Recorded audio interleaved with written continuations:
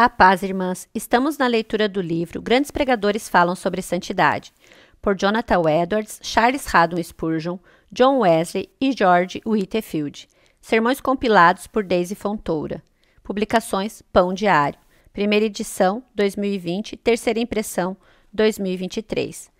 Hoje, vamos ler a parte 2 do capítulo 4, a transmissão da luz divina à alma, da página 82 a 94. Número 2. Prossigo agora para a segunda questão proposta, a saber, mostrar como essa luz é diretamente concedida por Deus e não obtida por meios naturais. E aqui, 2.1. Não se pretende que as faculdades naturais não sejam usadas. As habilidades naturais estão sujeitas a essa luz e de tal maneira que não são meramente passivas, mas ativas nela. As atitudes e práticas do entendimento do homem envolvem-se e tiram proveito dela. Ao deixar essa luz entrar na alma, Deus trata com o homem segundo a sua natureza de criatura racional, e ele faz uso de suas habilidades humanas. Contudo, essa luz não é menos proveniente de Deus. Embora as habilidades sejam úteis, elas atuam como objeto e não como a causa. E essa atuação das faculdades sob a luz existente não é a causa, mas é implícita na coisa em si, na luz transmitida, ou é consequência dela. Ocorre igual com o uso que fazemos de nossos olhos ao contemplar diversos objetos quando o sol nasce. Não é esse uso que causa a luz que descortina esses objetos para nós. 2.2. Não se pretende que meios externos deixem de participar nesse assunto. Como já observei nesse assunto, não ocorre o mesmo que acontece com a inspiração, onde novas verdades são sugeridas. Aqui, somente por essa luz é concedida a devida apreensão das mesmas verdades que são reveladas na palavra de Deus. E, portanto, isso não é concedido sem a palavra. Usamos o Evangelho para isso.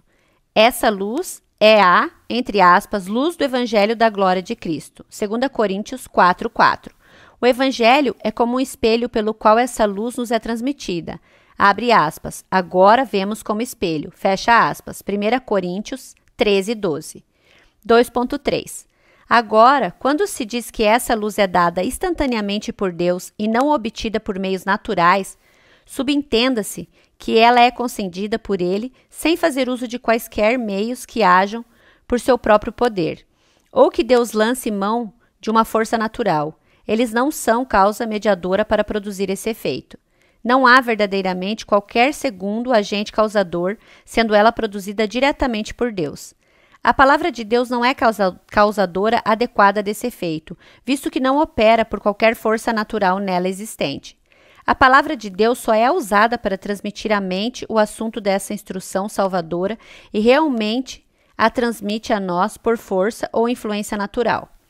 Ela transmite à nossa mente essas e aquelas doutrinas. É a causa da percepção delas em nossa cabeça, mas não da percepção da sua divina excelência em nosso coração. De fato, uma pessoa não pode ter luz espiritual sem a palavra, mas isso não argumenta que a palavra produza propriamente a luz. A mente é incapaz de perceber a excelência de qualquer doutrina, se essa doutrina não estiver antes de tudo na mente. Porém, ver a excelência da doutrina pode vir diretamente do Espírito de Deus, embora a transmissão da doutrina ou da própria proposição possa ser feita pela palavra. Assim, as percepções, que são o objeto dessa luz, são transmitidas à mente pela palavra de Deus.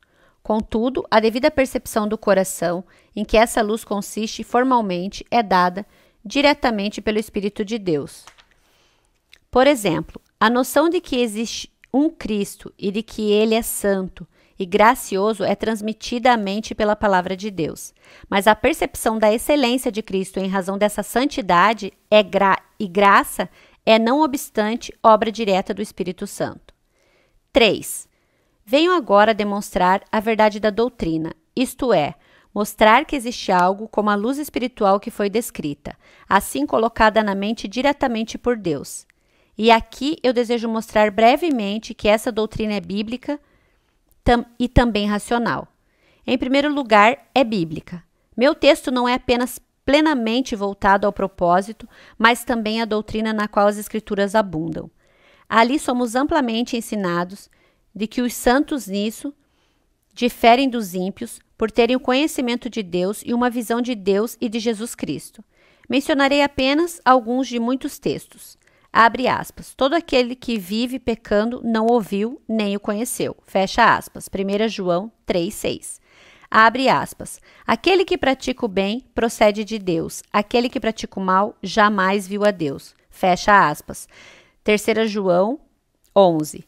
Abre aspas. O mundo não me verá mais. Vós, porém, me vereis. Fecha aspas. João 14,19. Abre aspas. E a vida eterna é esta, que te conheçam a ti, o único Deus verdadeiro, e a Jesus Cristo, a quem enviaste. Fecha aspas. João 17,3. Esse conhecimento ou visão de Deus e de Cristo não pode ter um mero conhecimento especulativo, porque dele se fala como ver e conhecer, e nisso eles diferem dos ímpios. E conforme essas passagens, não deve ser apenas um conhecimento diferente em grau, circunstâncias e efeitos. Ele precisa ser inteiramente diferente em natureza e tipo.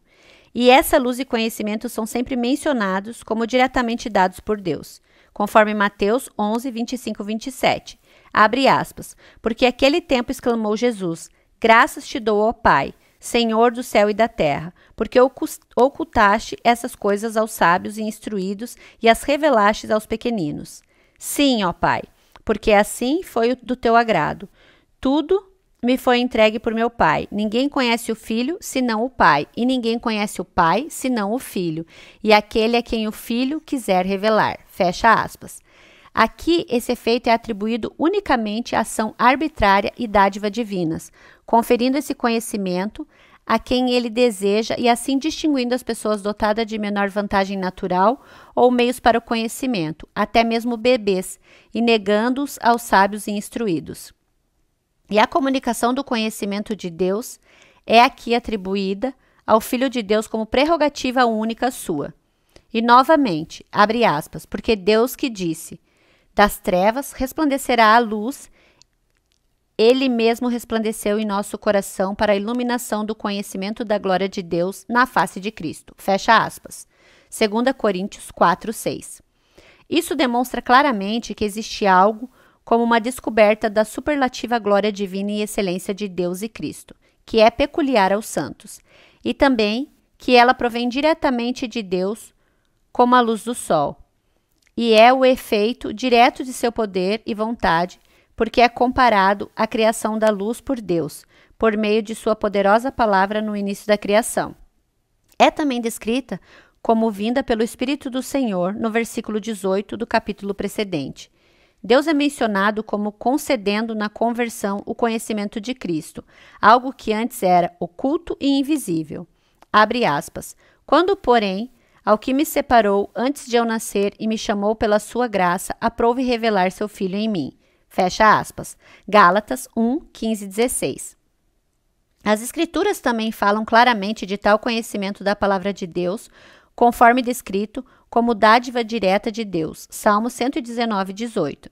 Abre aspas. Desvenda os meus olhos para que eu contemple as maravilhas da tua lei. Fecha aspas. O que o salmista poderia querer dizer ao implorar a Deus que lhe abrisse os olhos? Ele algum dia foi cego?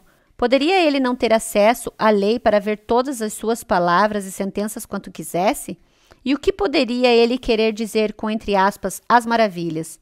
Seriam as histórias maravilhosas da criação do dilúvio, da passagem de Israel pelo Mar Vermelho e outras semelhantes? Seus olhos não estavam abertos para ler essas coisas estranhas quando ele quisesse? Sem dúvida, por, entre aspas, maravilhas na lei de Deus, ele se referia às distintivas e admiráveis excelências e às maravilhosas manifestações das perfeições e da glória divina, contidas nos mandamentos e nas doutrinas da palavra, e as obras e conselhos de Deus ali revelados.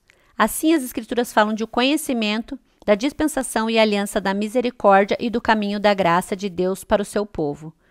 Como peculiar aos santos e dado somente por Deus, abre aspas, a intimidade do Senhor é para que os que temem, os quais ele dará a conhecer sua aliança. Fecha aspas, Salmo 25, 14.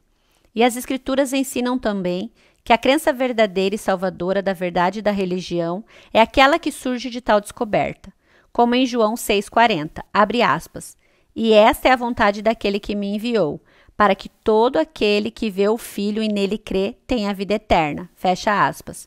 Onde está claro que a verdadeira fé é a que surge da visão espiritual de Cristo.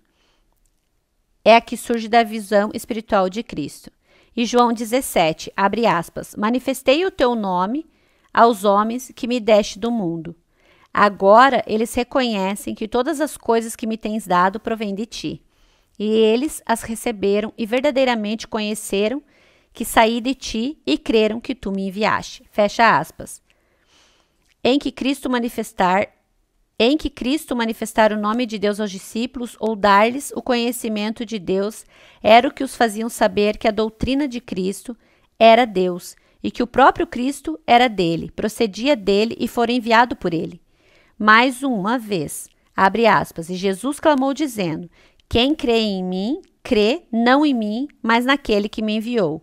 E quem me vê a mim, vê aquele que me enviou. Eu vim como luz para o mundo, a fim de que todo aquele que crê em mim não permaneça nas trevas. Fecha aspas. João 12, 44 a 46. Eles crerem em Cristo e vê-lo espiritualmente são ditos como fatos paralelos. Cristo condena os judeus por não reconhecerem que ele era o Messias e que sua doutrina era verdadeira, a partir de um gosto e prazer interior distintivo pelo que era divino. Em Lucas 12, 56 e 57, ali ele culpou os judeus porque, embora fossem capazes de discernir o aspecto do céu e da terra e os sinais do clima, não conseguiam discernir aqueles tempos, ou conforme expressados em Mateus, os sinais daqueles tempos. Ele acrescenta assim, abre aspas, e porque não julgais também por vós mesmos o que é justo? Fecha aspas. Isto é, sem sinais extrínsecos, porque vocês não têm aquela percepção da verdadeira excelência pelo qual podem distinguir o que é santo e divino? Por que não têm gosto pelas coisas de Deus, pelas quais poderão ver a glória distintiva e a minha evidente divindade e da minha doutrina? O apóstolo Pedro menciona que o que deu a eles os apóstolos uma boa e bem fundamentada garantia da verdade do Evangelho foi o fato de haverem visto a divina glória de Cristo. Abre aspas. Porque não vos demos a conhecer o poder e a vinda de nosso Senhor Jesus Cristo seguindo fábulas engenhosamente inventadas, mas nós mesmos fomos testemunhas oculares de sua majestade. Fecha aspas. 2 Pedro 1,16. O apóstolo se refere à glória visível de Cristo que eles viram em sua transfiguração. Aquela glória era tão divina, com tão inefável aparência e semelhança de divina santidade, majestade e graça, que o denotava evidentemente como uma pessoa divina. Porém, se uma visão da glória exterior de Cristo podia dar uma garantia racional de sua divindade, por que uma apreensão de sua glória espiritual não pode também fazê-lo? Sem dúvida, a glória espiritual de Cristo é, em si mesma, tão distintiva e demonstra tão claramente a sua divindade, quanto e muito mais do que a sua glória exterior, porque a sua glória espiritual é aquela em que consiste a sua divindade, e a glória exterior de sua transfiguração demonstrou que ele era divino simplesmente por ser uma notável imagem ou representação daquela glória espiritual. Sem dúvida, portanto, quem teve uma visão clara da glória espiritual de Cristo pode dizer, abre aspas, eu não segui fábulas engenhosamente inventadas, mas fui testemunha ocular da sua majestade, sobre bases tão sólidas quanto as do apóstolo, quanto se referiu à glória exterior de Cristo que havia visto. Fecha aspas. Porém, isso me leva ao que foi proposto a seguir, a saber, demonstrar que, em segundo lugar, essa doutrina é racional. Letra A. É racional supor que realmente existe tal excelência nas coisas divinas que são tão transcendentes e extremamente diferentes do que há nas outras coisas, que se fosse vista muito evidentemente a distinguiria. Não podemos duvidar racionalmente que as coisas divinas que pertencem ao Ser Supremo são amplamente diferentes das coisas humanas, que há nelas aquela excelência divina, elevada e gloriosa, que mais notavelmente as diferencia das coisas dos homens, de tal modo que se a diferença fosse apenas vistas, influenciaria de maneira convincente e satisfatória qualquer pessoa de que elas são o que são, isto é, divinas. Que raciocínio pode ser feito contra isso? A menos que argumentássemos que, quanto à glória, Deus não é notavelmente distinto dos homens. Se Cristo aparecesse agora e qualquer pessoa como fez no monte em sua transfiguração, ou se aparecesse ao mundo na glória em que agora aparece, como aparecerá no dia do juízo, sem dúvida a glória e majestade em que ele apareceria seria tanta que satisfaria a todos no que se refere a ele ser uma pessoa divina e a religião ser verdadeira. E seria também uma convicção extremamente razoável e bem fundamentada. E por que não pode haver aquele selo de divindade ou glória divina na palavra de Deus, no esquema, na doutrina do Evangelho, para que possa ser semelhantemente distinta e racionalmente convincente deste que não visto? É racional supor que quando Deus fala ao mundo, deve haver em sua palavra ou discurso algo muito diferente da palavra do homem, supondo-se que Deus nunca houvesse falado ao mundo, mas tivéssemos percebido que estivesse prestes a fazê-lo, que ele estivesse prestes a revelar-se do céu e falar diretamente conosco, em falas ou discursos divinos, com sua própria boca, por assim dizer, ou que nos desse um livro escrito por ele mesmo, de maneira que deveríamos esperar que ele falasse? Não seria racional supor que sua fala seria extremamente diferente da fala do homem, que ele falaria como um Deus, isto é, que haveria tal excelência e sublimidade em seu discurso ou palavra, um selo de sabedoria, santidade, majestade e outras perfeições divinas, tal que a palavra do homem, sim, do mais sábio dos homens, pareceria rude e básica em comparação à sua palavra? Sem dúvida, seria considerado racional esperar isso e irracional pensar de outra maneira. Quando o homem sábio fala no exercício de sua sabedoria, em tudo o que ele diz há algo muito distinguível da conversa de uma criança pequena. Sem dúvida, assim e muito mais deve a fala de Deus, se é que existe uma fala de Deus, ser distinguida daquela do mais sábio dos homens, segundo Jeremias 23, 28 e 29. Havendo reprovado os falsos profetas que profetizavam em seu nome, e fingiam estar falando a sua palavra, quando na verdade era a palavra deles mesmos. Deus diz, abre aspas, o profeta que tem sonho, conte-o, como apenas sonho, mas aquele em quem está a minha palavra, fale a minha palavra com verdade. Que tem a palha com o trigo, diz o Senhor, não é a minha palavra fogo, diz o Senhor, e martelo que os mil sapenha? Fecha aspas. Letra B. Se existe uma excelência tão distintiva nas coisas divinas, é lógico supor que possa haver possibilidade de vê-la. O que poderia impedi-la de ser vista? Não é o argumento a inexistência de tal excelência distintiva ou que, se existir, não pode ser vista para que alguns não a vejam, embora possam ser homens com discernimento em assuntos temporais.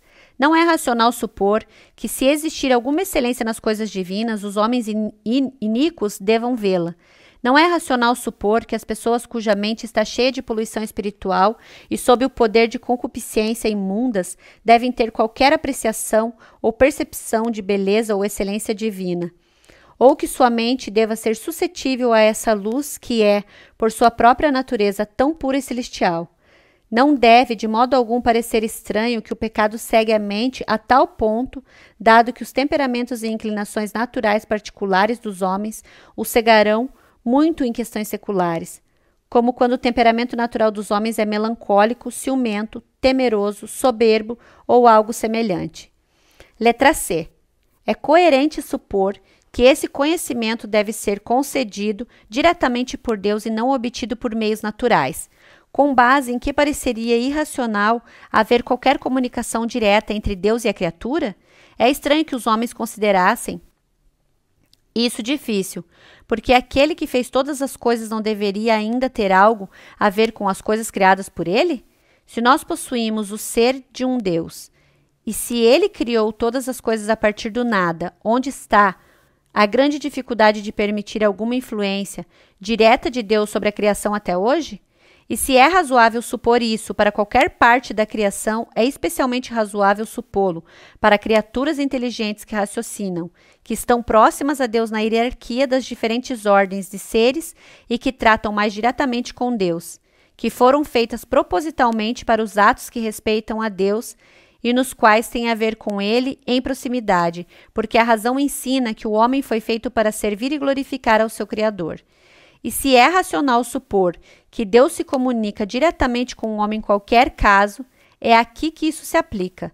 É racional supor que Deus reservaria o conhecimento e a sabedoria, que são de natureza tão divina e excelente, para serem diretamente concedidos por Ele mesmo e não transferidos a causas secundárias. A sabedoria espiritual e a graça são as dádivas mais elevadas e mais excelentes que Deus concede a qualquer criatura.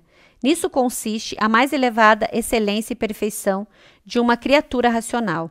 Elas são também, dentre todas as dádivas divinas, a mais imensamente importante.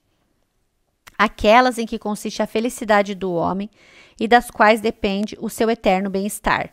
É muito lógico supor que Deus, por mais que tenha deixado bens menos significantes e dádivas inferiores para as causas secundárias, e de algum modo transferindo-os a elas, reserve essas mais excelentes, divinas e importantes de todas as comunicações divinas para si mesmo, para ser dada diretamente por ele mesmo, como algo demasiadamente grandioso para estarem relacionadas às causas secundárias. É razoável supor que essa bênção deva vir diretamente de Deus, porque não há dom ou benefício tão intimamente relacionado à natureza divina. Nada há que a criatura receba que seja tanto de Deus, de sua natureza, que seja tanto uma participação da divindade. Ela é uma espécie de emanação da beleza de Deus e está relacionada a Ele, como a luz está relacionada ao sol. É, portanto, congruente e adequado que, ao ser dada por Deus, deva ser diretamente de si mesmo e por si mesmo, segundo a sua própria vontade soberana. É lógico supor que estaria além do poder de um homem obter esse conhecimento e essa luz pela mera força do raciocínio natural, porque não pertence ao raciocínio ver a beleza e graciosidade das coisas espirituais. Não se trata de algo especulativo, porém depende da percepção do coração. O raciocínio é, de fato, necessário a isso, porque somente por ele nos tornamos sujeitos dos seus meios, os quais eu já demonstrei serem necessários a isso, embora não sejam causais nessa questão. É por meio do raciocínio que nos tornamos possuidores de uma noção das doutrinas que constitui o sujeito dessa luz divina. E o raciocínio pode ser, de muitas maneiras indireta e remotamente, uma vantagem para isso. Vou repetir, mas é por meio do raciocínio que nos tornamos possuidores de uma noção das doutrinas que constitui o sujeito dessa luz divina. E o raciocínio pode ser, de muitas maneiras, indireta e remotamente uma vantagem para isso. E o raciocínio está também envolvido nos atos imediatamente consequentes a esta descoberta. A visão da verdade da religião, a partir daí, ocorre por raciocínio, ainda que seja apenas um passo à inferência seja imediata. Assim, o raciocínio tem a ver com aceitar a Cristo e confiar nele, o que é consequência disso. Porém, se tomarmos o raciocínio estritamente, não para a faculdade da percepção mental em geral, mas para a argumentação ou um poder de inferir por argumentos, a percepção da beleza e excelência espirituais não pertence ao raciocínio mais do que ao tato, ao perceber cores ou a visão, ou perceber a doçura do alimento. Está fora do alcance do raciocínio perceber a beleza ou graciosidade de qualquer coisa. Tal percepção não pertence a essa faculdade. A função do raciocínio é perceber a verdade, não a excelência. A argumentação não dá aos homens a percepção da beleza e graciosidade de um semblante, embora possa ser de muitas maneiras indiretamente vantajosa a isso. Contudo, o raciocínio não a percebe imediatamente, como faz com a doçura do mel. Isso depende da percepção do coração. O raciocínio pode determinar que um semblante é bonito para os outros e que o mel é doce para outros, mas nunca me dará uma percepção da sua doçura. Concluirei com um brevíssimo aprimoramento do que foi dito. Em primeiro lugar, essa doutrina pode nos levar a refletir sobre a bondade de Deus, que a ordenou de maneira que a evidência salvadora da verdade do Evangelho seja alcançável por pessoas de capacidades e benefícios medianos, bem como as de maiores recursos e estudos. Se a evidência do Evangelho dependesse apenas da história e de raciocínios semelhantes aos de que são capazes somente os homens instruídos, estaria além do alcance da maior parte da humanidade. Porém, pessoas com grau de conhecimento comum são capazes de ver, sem uma linha de raciocínio longa e sutil, a excelência divina das coisas religiosas. Elas são tão capazes de serem ensinadas pelo Espírito de Deus quanto aos homens instruídos. A evidência obtida dessa maneira é muito melhor e mais satisfatória do que tudo que pode ser obtido pela argumentação dos mais instruídos e maiores mestres do pensamento. E as crianças são tão capazes de conhecer essas coisas quanto os sábios e prudentes. Porém, continuamente essas coisas lhes são ocultadas, como os sábios e prudentes, e frequentemente são encobertas destes quando são revelados àqueles. Abre aspas. Irmãos, reparai, pois, na vossa vocação, visto que não foram chamados muitos sábios segundo a carne, nem muitos poderosos, nem muitos de nobre nascimento. Pelo contrário, Deus escolheu as coisas loucas do mundo. Fecha aspas. 1 Coríntios 1, 26 e 27. Em segundo lugar, essa doutrina pode nos fazer examinar a nós mesmos, buscando saber se essa luz divina descrita já foi alguma vez colocada na nossa alma, se realmente existe tal coisa e não é apenas uma percepção ou capricho de pessoas de mente fraca e destemperada. Então, sem dúvida, é algo de grande importância. Quer assim tenhamos sido ensinados pelo Espírito de Deus, quer a luz do glorioso Evangelho de Cristo, que é a imagem de Deus, haja resplandecido para nós, dando-nos a luz do conhecimento da glória de Deus, na face de Jesus Cristo. Quer tenhamos visto o Filho e crido nele, ou tenhamos a fé nas doutrinas do Evangelho, a qual surge da visão espiritual de Cristo. Em terceiro lugar, todos podem, portanto, ser ardentemente exortados a buscar essa luz espiritual, para influenciar e avançar em sua direção. Os seguintes pontos podem ser considerados. Letra A. Essa é a mais excelente e divina sabedoria de que qualquer criatura é capaz. Ela é a mais excelente do que qualquer aprendizado humano, muito mais excelente do que todo o conhecimento dos maiores filósofos ou estadistas. Sim, o menor vislumbre da glória de Deus na face de Cristo exalta e enobrece a alma, mais do que todo o conhecimento daqueles que têm a maior compreensão especulativa da divindade, porém destituídos de graça. Esse conhecimento tem o mais nobre objeto que existe ou pode existir, a saber, a divina glória ou excelência de Deus e de Cristo. O conhecimento desses objetos é aquilo em que consiste o mais excelente conhecimento dos anjos, sim, do próprio Deus. Letra B. Esse conhecimento é mais doce e alegre do que todos os outros. Os homens têm muito prazer no conhecimento humano, nos estudos das coisas naturais, mas isso nada é se comparado à alegria que surge dessa luz divina brilhando na alma. Essa luz dá uma visão das coisas imensamente mais belas e capazes de deleitar os olhos do entendimento. Essa luz espiritual é o alvorecer da luz da glória no coração. Nada é tão poderoso quanto isso, para apoiar os aflitos e para fornecer paz e iluminação à mente neste mundo tempestuoso e tenebroso. Letra C. Essa luz é tal que influencia efetivamente a disposição e modifica a natureza da alma. Ela assimila a natureza divina e transforma a alma em uma imagem da mesma glória que é contemplada. Veja 2 Coríntios 3,18. Abre aspas. E todos nós, com o rosto desvendado, contemplando por espelho a glória do Senhor, somos transformados de glória em glória na sua própria imagem, como pelo Senhor e o Espírito. Fecha aspas. Esse conhecimento o apartará do mundo e aumentará a disposição para as coisas celestiais. Ele voltará o coração para Deus como a fonte do bem e para escolhê-lo como única porção.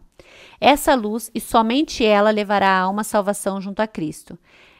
Ela conforma o coração ao Evangelho e mortifica a sua inimizade e oposição contra o plano de salvação nele revelado.